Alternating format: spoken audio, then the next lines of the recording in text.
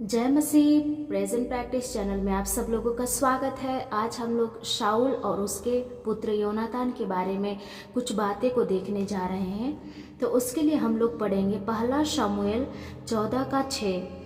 तब योनातान ने अपने हथियार ढोने वाले जवान से कहा, हम उन खतना रहित लोगों की चौकी के पास जाएं, क्या जाने यहोवा हमारी सहायता करे, क्योंकि यहोवा को कुछ रोक नहीं कि चाहे तो बहुत लोगों के द्वारा चाहे थोड़े लोगों के द्वारा छुटकारा दे। शत्रु लोग युद्ध के लिए तैयार होकर आए। शाऊल और उसके बेटे योनातान के सिवाय किसी और के पास न तो तलवार थी और न भाला।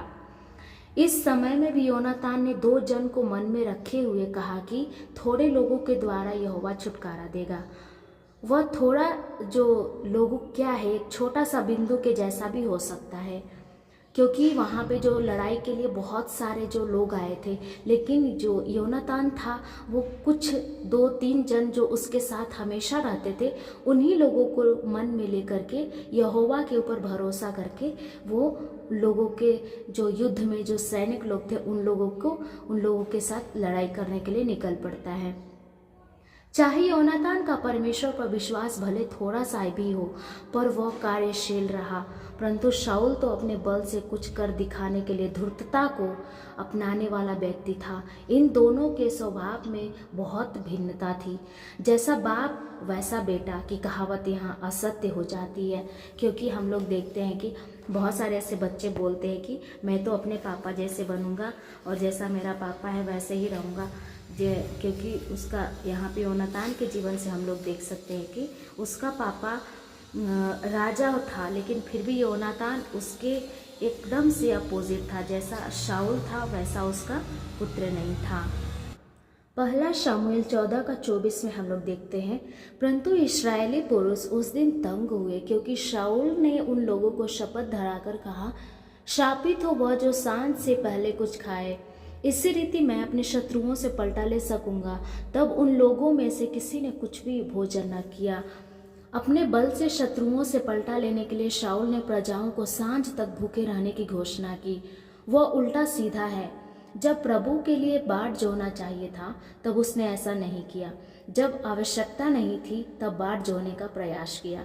जिसे हमें करना चाहिए उसे हमने नहीं किया, और जिसे हमें नहीं करना चाहिए उसे हम लोग करते आए। इसलिए हमें कुछ भी सुख नहीं। इस वाक्य के अनुसार उसका जीवन रहा है। कई बार हमारा व्यवहार भी इस प्रकार ही होता है। कुछ बातों में तुरंत निर्णय लेना है और अन्य कुछ बातों में धीरज धरना है।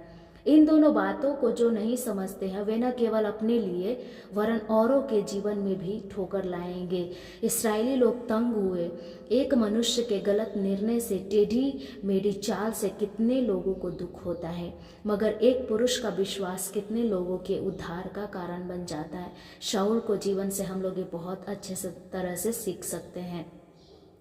पहला शमूएल 14:44 में ऐसा लिखा गया है, शाऊल ने कहा, परमेश्वर ऐसा ही करे वरन इससे भी अधिक करे। हे योनातान, तू निश्चय मारा जाएगा। शाऊल तो योनातान से कहता है कि तुझे निश्चय मरना है, क्योंकि तूने थोड़ा सा मधु खा लिया है। शाऊल अपने ही उन शब्दों के कारण बहुत जोश दिखाता है जिनको उसने परमेश्वर के प्रेरणा से नहीं कहा था। यहाँ पे थोड़ा सा जो योनातान ने थोड़ा सा मधु चख लिया, उसके लिए उसको प्राणदंड देने के लिए शाऊल बोल रहा है। वो अपने आप में बहुत घमंड को दिखा रहा है, बहुत प्राउड को अपने अंदर दिखा रहा है लोगों के सामने। लेकिन जब शाऊल ने गलती किया था, जब शमूएल को लेट हुआ था, तो शमूएल के बदले शाऊल ने बलिदान को चढ़ा दिया था। उसके बदले शाऊल को क्या करना चाहिए, यहाँ पे हम लोग देख सकते हैं। पहला शमूएल 14:28 से 30 तक में ऐसा लिखा गया है, तब लोगों में से एक मनुष्य ने कहा, तेरे पिता ने लोगों को दृढ़ता से शपथ धरा के कहा, शापित हो वह जो आज कुछ खाए, और लोग थके मांदे थे। योनातान ने कहा, मेरे पिता ने लोगों को कष्ट दिया है। देखो, मैंने इस मधु को थोड़ा सा चखा और मुझे आंखों से कैसे सूझने लगा। यदि आज लोग अपने शत्रुओं की लूट से जिसे उन्होंने पाया मनमाना खाते तो कितना अच्छा होता।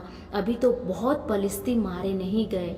शाऊल की इस उपवास की घोषणा लोगों को आशीष नहीं पर कष्ट को दिया। अगर वे थोड़ा सा और खाते और तो और अधिक फलिस्ती लोगों को मारते। यह कहकर योनातान अपने पिता के कार्य से बहुत दुखित हुआ। अगर हम अपने उपवास के उद्देश्य को ढूंढेंगे तो कई बार हमारा उपवास भी अनर्थी रहेगा। उपवास परमेश्वर की प्रेरणा से होना है और वह हमें परमेश्वर के समीप पहुंचाना चाहिए, नहीं तो वह उपवास नहीं पर भूखा रहना है। शायद उसे भूख हड़ताल कह सकते हैं। हम व्रत रखने के लिए नहीं, उपवास रखने के लिए बुलाए गए हैं। मसीही संसार में कई लोग भूखे रहते हैं। हमें व्रत को छोड़कर उपवास करना चाहिए। शाऊल यह नहीं जानता था मेरे प्रियो कि किस प्रकार के निर्णय कब लेना चाहिए। वह अपनी ही भक्ति के बल पर निर्भर हो गया था। परमेश्वर हमारी भक्ति के आधार पर कार्य नहीं करता। अगर वह ऐसा करने वाले होते तो हमारा जीवन भी ऊंचा नीचा होता रहेगा। यह बात सच है कि वह हमारी प्रार्थना को सुनकर कार्य करता है, लेकिन वह पूरी तौर से हमारी ही प्रार्थना पर निर्भर नहीं रहता है। अपनी भक्ति से शाऊल कुछ न कुछ कर दिखाने का विचार किया था, इसलिए वह गलत निर्णय लेकर दूसरों के लिए दुख एवं ठोकर का कारण बन गया था। शाऊल का निर्णय पूर्ण विजय पाने में रुकावट बन गया। कभी कभी जो बातें नहीं होता है उसके लिए भी जोश दिखाया जाता है। वो आत्मिकता का वेश धारण करने से भी विजय के परिमाप को कम कर देता है। पहला शमूएल 14 का 34 से 35 हम लोग देखेंगे तो फिर शाऊल ने कहा, लोगों के बीच में इधर उधर फिर के उनसे कहो कि अपने अपने बैल और भेड़ शाऊल के पास ले आओ और वही बलि करके खाओ और लहू समेत खाकर यहोवा के विरुद्ध पाप न करो। तब सब लोगों ने उसी रात अपना अपना बैल ले जाकर बलि किया। तब शाऊल ने यहोवा के लिए एक वेदी बनवाई। वह तो पहली वेदी है जो उसने यहोवा के लिए बनवाई। योनातान को स्पष्ट समझ थी क्योंकि उसके जीवन की जड़ परमेश्वर में थी। वह अपने सिद्धांत की नींव पर स्थिर था। मगर शाऊल गड़बड़ी वाला व्यक्ति था। वह अपने मन में उलझे रहकर औरों को भी उलझा रखा था। लोगों की भयानक भूख के कारण वे बैल बकरी को मार के उसे लहू समेत खाने लगे। परंतु शाऊल को एक विचार उत्पन्न हुआ।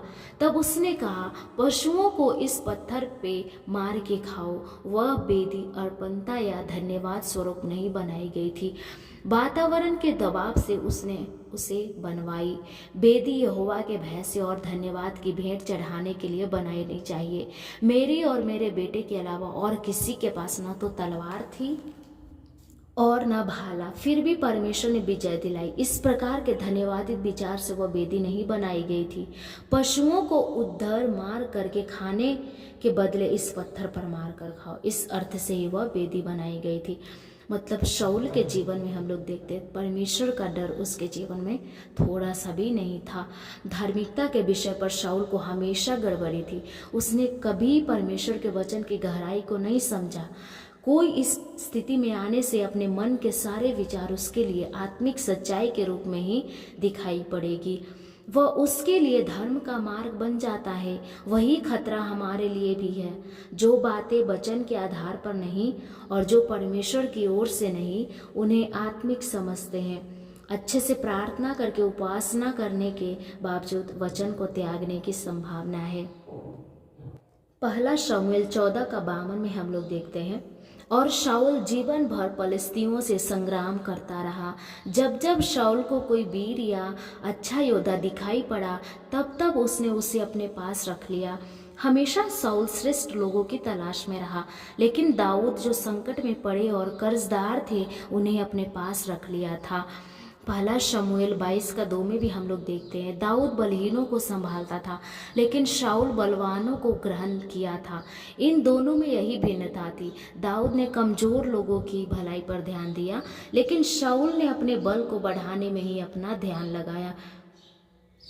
हम इसलिए मेरे फ्रेंड्स, हमें ये दोनों के जीवन से हमें समझना चाहिए और प्रभु से हमें यही प्रार्थना करना चाहिए कि मैं अपनी ताकत पर नहीं परंतु तेरे ऊपर के विश्वास को थामे रहने में मेरी सहायता कर। अनावश्यक जोश दिखाकर विजय के परिणाम को कम नहीं करने की स्पष्ट समझ दे प्रभु। हर तरीकों को जांचने का अनुग्रह दे, ताकि मैं उन तरीकों से बचूं जो वचन के आधार पर नहीं है। अपने ही बल को बढ़ाने के चक्कर में पड़कर बलहीनों को हमें तिरस्कार नहीं करना है।